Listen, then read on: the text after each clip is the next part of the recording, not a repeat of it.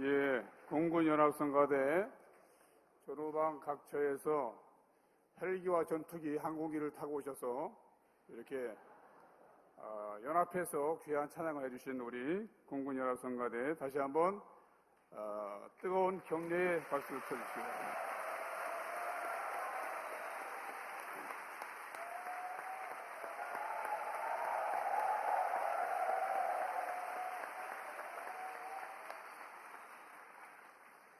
네, 오늘 강사 목사님을 소개해 드리겠습니다. 우리 박성규 목사님은 군종 45기로 임관하셔서 군목으로 섬기셨습니다.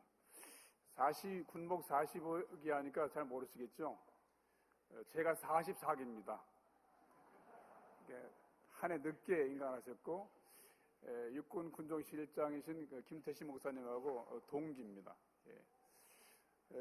군에 계실 때 정말 성실과 진실과 충성으로 근무를 잘 하시고 선후배 우리 구목들의 존경과 사랑을 한 몸에 받으셨는데 뜻이 있으셔서 조금 일찍 군에서 나가셔서 미국에 유학하셨고 5년 동안 LA 지역에 한인교회를 섬기셨습니다. 귀국 후에는 지금 부산에 부전교회를 지금 섬기시고 계시고 변함없이 우리 군선교와 군장병들을 위해서 뜨겁게 기도해 주시고 또 후원해 주시는 귀하신 목사님입니다. 오늘 오셔서 순종과 행복이라는 제목으로 말씀 증거해 주실 때 귀한 은혜가 충만하시길 바랍니다. 우리 박성희 목사님 박수로 모시겠습니다.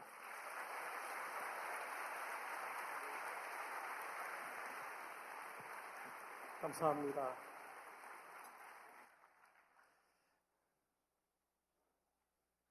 (14년) 동안 섬겼던 조국의 군대에 다시 와서 말씀을 나누게 되어서 무척 기쁩니다. 여러분들 보니까 저도 가슴이 뜁니다. 요즘도 가끔 군복을 입어볼 때가 있습니다. 그만큼 군대가 참 좋고 그렇습니다. 여러분 너무 반갑습니다. 감사합니다.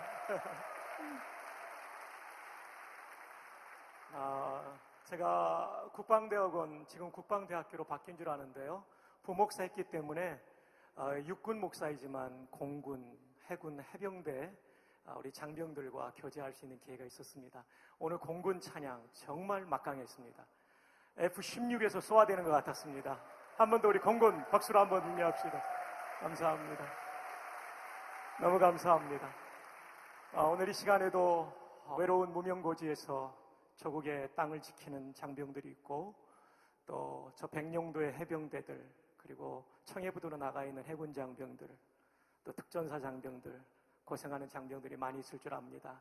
그 가운데 우리를 해마다 이렇게 불러주시는 하나님의 은혜에 진심으로 감사합니다. 제가 오늘 나누게 될 말씀 시편 23편은 우리가 굉장히 유명한 시편이기 때문에 유튜브에 보면 사투리 버전이 이렇게 다니고 있습니다.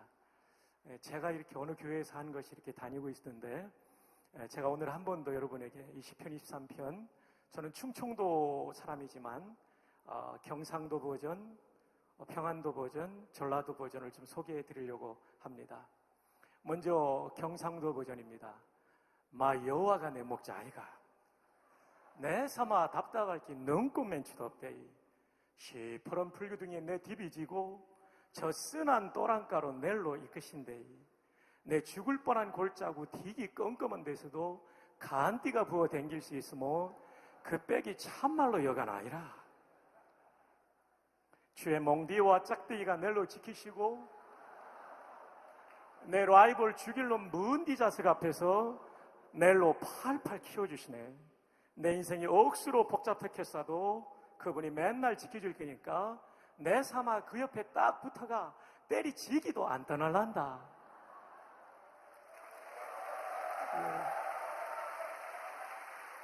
이제 평안도 버전입니다.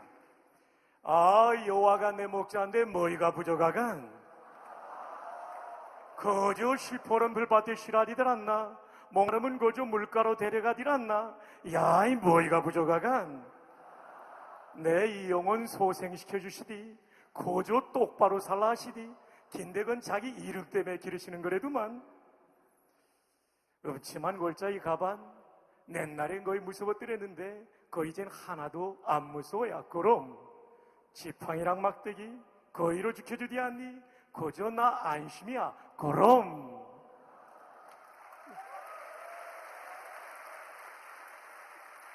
이제 전라도 버전입니다. 아따, 여호와가 시방 나의 목자신디 나가 부족함이 있겠냐. 그분이 나를 저 푸르푸른 초장으로 누워불고 내 삐친 다리 쪼까 쉬어불게 하려고 물가시론 대뿐에 어쩌을까 찡해보네. 나가 산골안가 끔찍한 곳에 있어도 겁나 불지 않는 것은 주의 몽댕이란 짝대기가 나를 지켜준다 이거요. 아따, 주께서 저 싸가지 없는 놈들 앞에서 내게 밥상을 챙겨주시고 내 대급박에 지름칠해 주신 깨로 참말로 나가 기뻐글 그마이.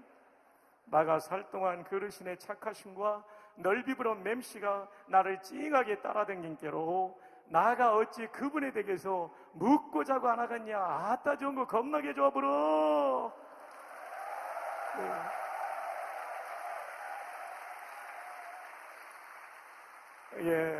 이 시편이 이렇게 유명합니다.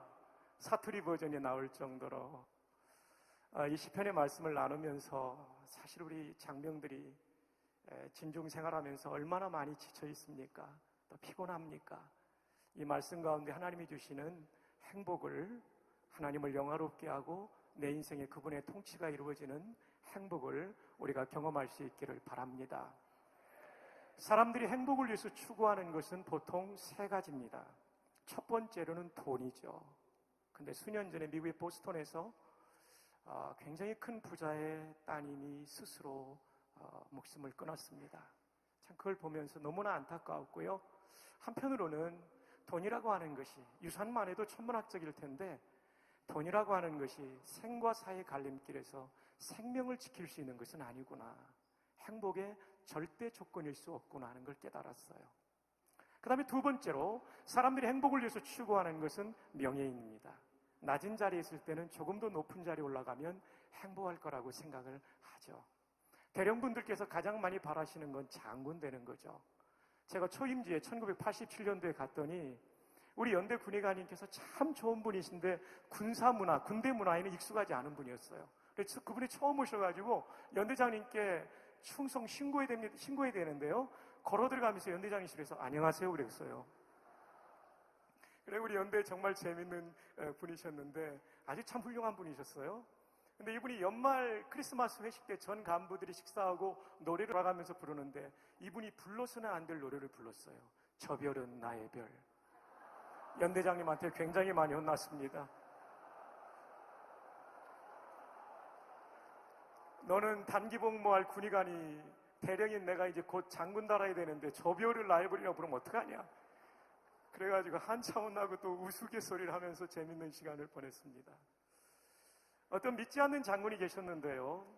진급할 때가 됐는데 더 한 계급 올라가지 못해서 매우 낙심해 있을 때 대령으로 예편하신 장군이 되지 못한 동기분이 찾아가셨대요. 야, 이 사람아, 당신은 그래도 장군까지 됐는데 뭐가 그렇게 아쉽냐고. 그랬더니 믿지 않는 이 장군께서 그 얘기하셨대요.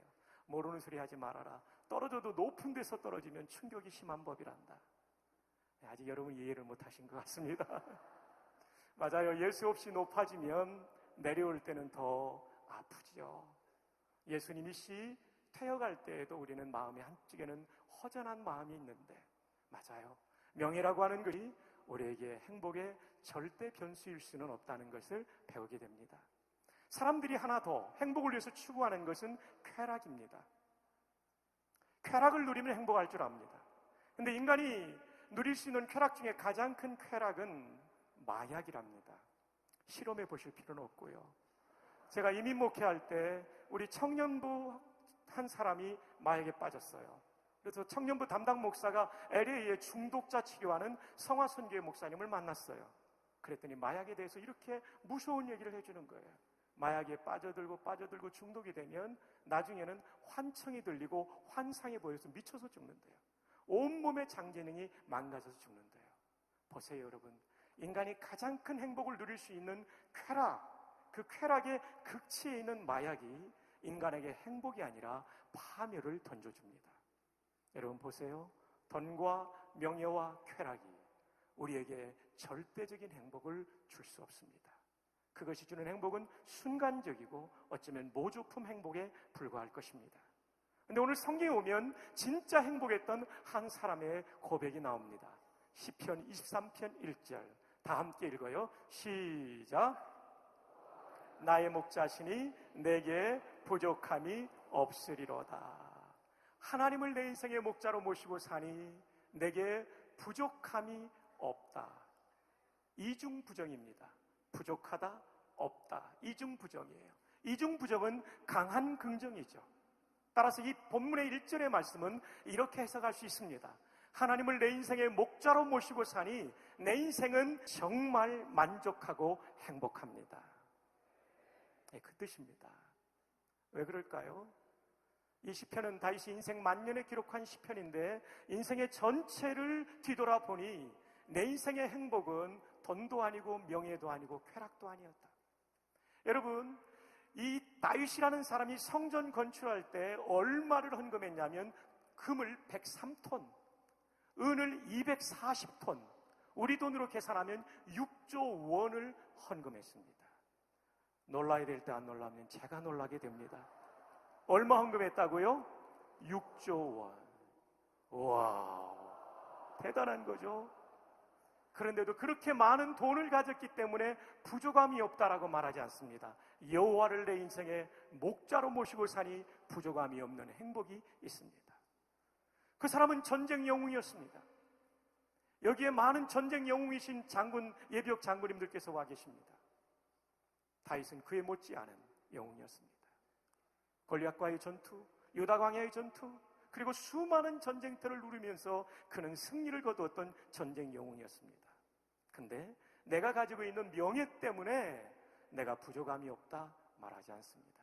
하나님을 내 인생의 목자로 모시고 사니 나는 부족함이 없습니다.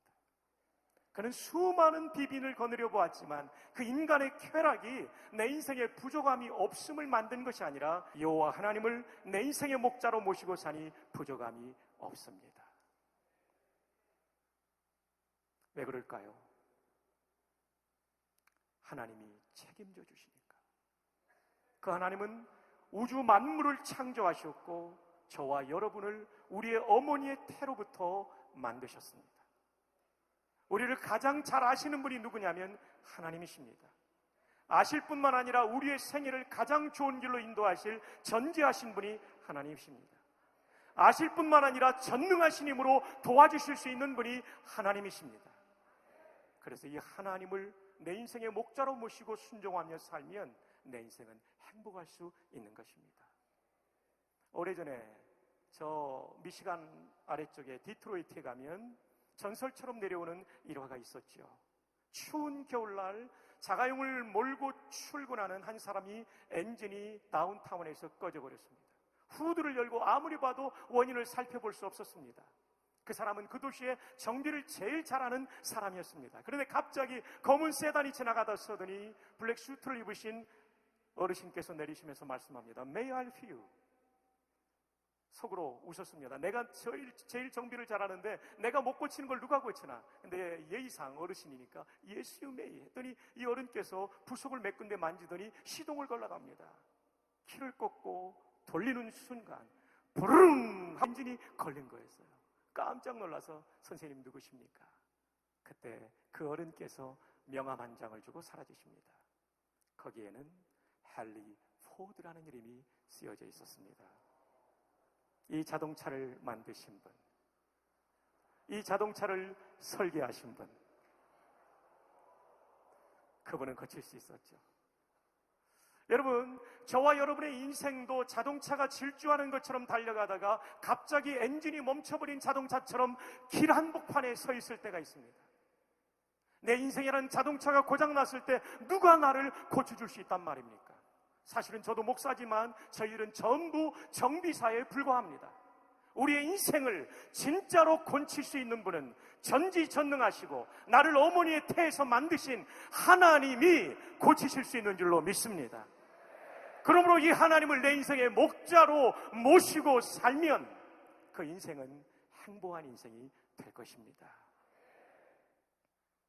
다윗이 왜 행복했냐면 이 하나님을 내 인생의 목자로 모시고 살았기 때문에. 근데 여러분 가운데는 질문이 생길 거예요. 목사님, 나도 예수님을 구주로 믿고 하나님이 내 인생의 목자가 됐는데도 내 인생에는 왜 행복이 없습니까? 답이 하나입니다. 순종하지 않기 때문에. 아무리 좋은 목자가 있어도 얘들아 이쪽으로 와라, 시원한 생수가 흐르고 있단다. 순종하면 마십니다. 불순종하면 목마릅니다. 얘들아 이쪽으로 가면 늑대가 나타난단다. 거기 가지 마라. 순종하면 찢기지 않지만 불순종하면 찢기게 되어 있습니다. 좋은 목자를 모셨다는 것도 중요한데 순종하는 것 또한 중요합니다. 여러분, 이번 집회를 통하여 여러분이 정말 순종하는 하나님의 양이었는지, 하나님의 백성이었는지를 돌이켜볼 수 있기를 바랍니다. 여러분이 순종한다면 여러분 생애 속에 다윗처럼 여호와는 나의 목자시니 내게 부족함이 없으리로다, 이 고백을 여러분의 생애를 통하여 하게 될 것입니다. 자, 1절은 서론입니다. 하나님을 내 인생의 목자로 모시고 순종하면 행복하다. 자, 그렇다면 so what? 어째서? 그 이유가 2절부터 나옵니다. 2절 다 함께 읽어요. 시작. 그가 나를 푸른 풀밭에 누이시며 쉴만한 물가로 인도하시는도다. 예. 저는 이 말씀을 읽을 때 궁금한 게 생겼어요. 그가 나를 푸른 풀밭에 누이시며, 풀밭은 양들에게 밥인데 그 풀밭으로 데리고 와서 배불리 먹이시며라고 기록해야지 왜 누이시며라고 기록했을까? 이해가 되지 않았습니다. 문맥이 뭔가 엉켜 있는 것 같았습니다. 그래서 하나님께 여쭤봤죠. 하나님, 이 말씀 이상해요. 제가 머리가 이해가 안 되는데 좀 도와주세요. 그랬더니 동물의 왕국을 생각나게 하셨어요. 동물의 왕국을 보면 들짐승들은 배고프면 절대 눕잖아요. 모래도 잡아 먹고 누워요. 그때 제가 무릎을 탁 쳤어요. 아하, 하나님 그렇군요. 이미 먹었고 그 다음에 포만감에 쉬고 있는 행복한 모습을 2절이 보여주고 있군요. 저는 여러분 여기서 놀라운 하나님을 만났습니다. 내가 생각하는 정도의 하나님의 풍성함이 아니라 내 생각을 초월한, 나는 고작 풀밭에서 먹는 것 정도를 생각했지만 하나님은 이미 배불리 먹이시고 그 다음 단계까지 나아가도록 우리를 인도하시는 풍성하신 하나님을 만나게 되었습니다. 여기 있는 여러 성도들께서도, 형제자매들께서도 하나님께 순종하며 하나님께 기도하며 살면서 하나님이 베풀어 주시는 놀라운 풍성함을 경험한 분들이 많을 거예요. 제게는 잊을 수 없는 간증들이 몇 개 있지만 그 중에 한 가지를 말씀드린다면, 1986년 저는 신학대학원 3학년 졸업반이었습니다. 그리고 군목으로 입대를 앞두고 있을 때였습니다. 그때 제가 전도사라 있던 광화문에 있는 내시동교회 자매 가운데 한 사람이 그런 기도를 했어요. 광화문 거리 하늘을 쳐다보면서 하나님, 박성규 전도사를 남편으로 주신다면 구원받은 이후 최고의 은혜로 여기겠나이다. 이분이 저보다 2살 위의 연상의 누님이었어요. 근데 저도 참 좋아했어요. 근데 2살 연상이기 때문에 대쉬를 못하고 있었는데 이분이 어느 날 전화한 거예요. 이 기도한 다음에, 전사님 아마데우스 영화 보러 갑시다. 저도 좋으니까 따라갔어요. 그 다음에 또 전화가 왔어요. 전사님, 세종문화회관에서 하는 극동방송 주최 창작 복음성가 경연대회 있는데 한번 같이 갑시다. 로얄석이에요. 따라갔어요. 2번 따라가고 나니까 제가 마음에 감동이 왔어요. 이 누님이 나에게 굉장히 관심을 갖고 있구나. 그래서 저도 기도하기 시작했어요. 하나님, 이 사람이면 되겠습니까? 좋다, 이런 마음이 들어가지고 그 다음에 제가 불러내서 저녁 식사하고 덕수궁 돌담길을 돌다가 앉혀놓고 프로포즈를 했습니다. 예. 네. 나중에 가보니까 거기는 콘크리트 쓰레기통이었는데 그때는 정신없이 프로포즈 하느라고 쓰레기통에 앉혀놓고 프로포즈를 했습니다. 무릎 꿇고. 누님, 주께서 허락하시면 결혼을 전제로 교제하고 싶습니다. 깜짝 놀라더라고요. 기도응답이 너무 빨리 왔다고. 그래서 저희들의 교제는 시작이 되었습니다. 정말 뜨겁게 사랑하고, 교회가 강북에 있기 때문에 강남을 다니면서 이렇게 교제했죠. 석천호수 이런데. 그렇게 교제를 했는데 몇 달이 지나가니까 확신이 들어서 이제 양가 부모님이 만나서 8월 1일 날 양가 부모님의 승낙을 받았어요. 그래서 부모님들이 언제 결혼할 거냐고. 당연히 저는 국군의 날 하는 거죠. 왜냐하면 군대를 좋아하니까. 그래서 10월 1일 날 하겠다고 그랬습니다. 그리고 이제 약속을 하고 나오는데 어머님이 걱정하시는 거예요. 우리 집 가난하고 돈이 없는데 너 어떻게 결혼할래? 제가 하나님께 받아서 할게요. 어머니 걱정하지 마세요 하고 그때부터 기도를 시작하는데 둘이 아주 결혼 견적을 뽑습니다. 너무 제가 가난하니까요. 그때 이렇게 가난한 이 대학생 신대원생들을 뭐라고 부르냐면 프로레타리아가 아니라 프로박테리아라고 불렀습니다. 제가 그런 사람이었습니다. 그래가지고 하객들 식사 대접도 못하고 떡 몇 개 넣어서 드리고 뭐 하여튼 다 줄였어요. 남들 제주도 신혼여행 가는데 저희는 제주도도 못 가고, 그러나 하와이는 갔어요. 부곡 하와이라고, 예, 창녕 가까운 데에 있는 부곡 하와이 온천에 갔었습니다. 견적을 뽑아보니까 150만 원이면 되겠는 거예요. 그리고 10월 달에 결혼하면 4월 영천 3사관학교 입대니까 6개월은 처형집에서 버티기로 하고 이제 진행을 합니다.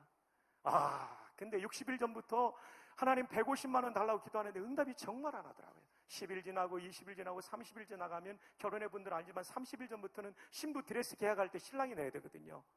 지방마다 문화는 다르지만. 그래가지고 돈을 달라고 하는 게 있어야죠.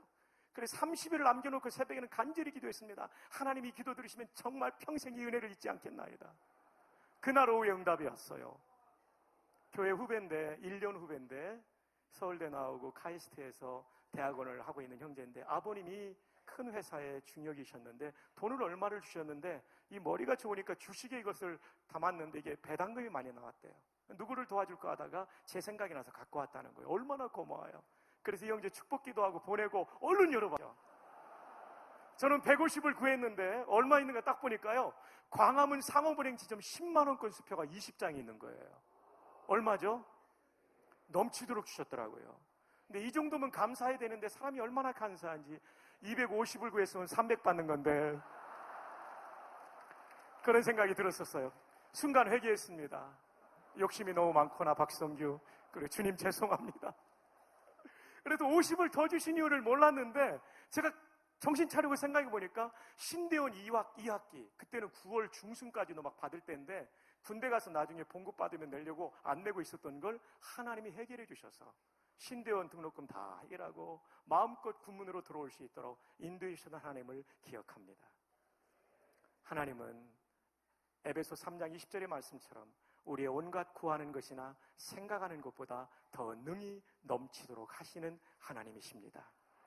이번 집회 가운데 이 하나님을 만나기를 축복합니다. 여러분의 인생에 어떠한 결핍이 있다 할지라도 좋습니다. 하나님이 꼭 저와 같은 방식으로 채우는 것은 아니지만 하나님이 여러분의 욕심이 아니라 필요라면 하나님께서 반드시 그 결핍을 채워주실 줄로 믿습니다.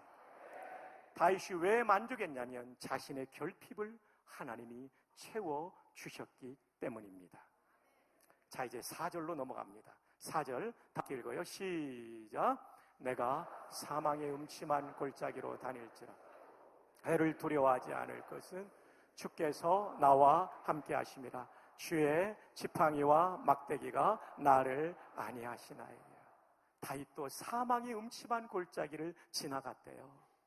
시편이니까 시적인 표현이라고 생각하면 안 되고요, 실제로 어려운 인생을 살았어요. 그 골리앗과 싸움에서 이기잖아요. 골리앗이 정말 얼마나 크냐면 키가 3m가 되는 괴물 같은 장수였어요. 이길 수 없었어요. 이 사람 한 17살, 18살밖에 안 되는 사람이었어요.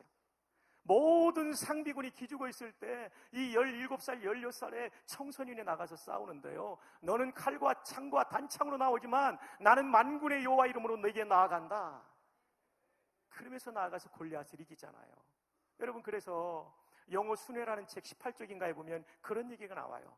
어떻게 이스라엘 상비군은 그냥 골리앗 앞에서 벌벌 떨고 있을 때 어떻게 그 청소년 다윗이 나가서 이겼는가, 이렇게 말합니다. 이스라엘 상비군은 골리앗을 어떻게 생각했냐면 He is so big, 그놈 되게 크다. 그래서 어떻게 생각을 했냐면 상비군은 We can never kill him, 우리는 결단코 저놈을 이길 수 없다, 너무 크니까. 근데 다윗은 뭐라고 생각했냐면 He is so big, 그놈 되게 크네.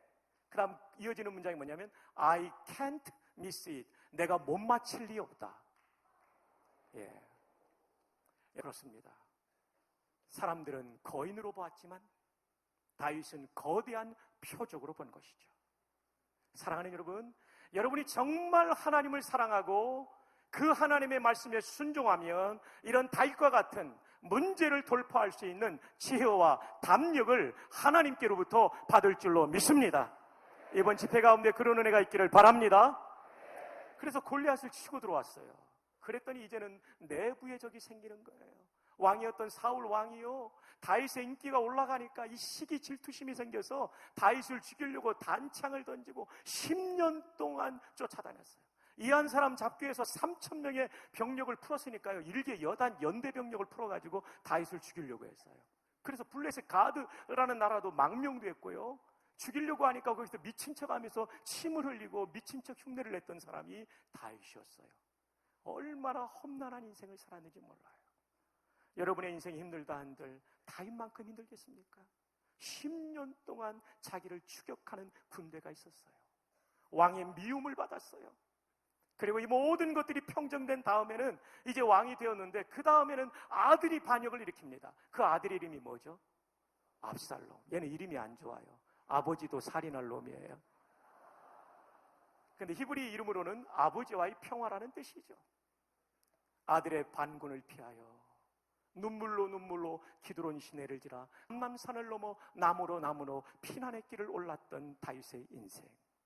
정말 그는 사망의 음침한 골짜기를 걸어갔던 인생이었어요. 오늘 이 자리에도 정말 인생이 힘든 분들이 있을 거예요. 이 말씀이 바로 당신을 위한 말씀이에요.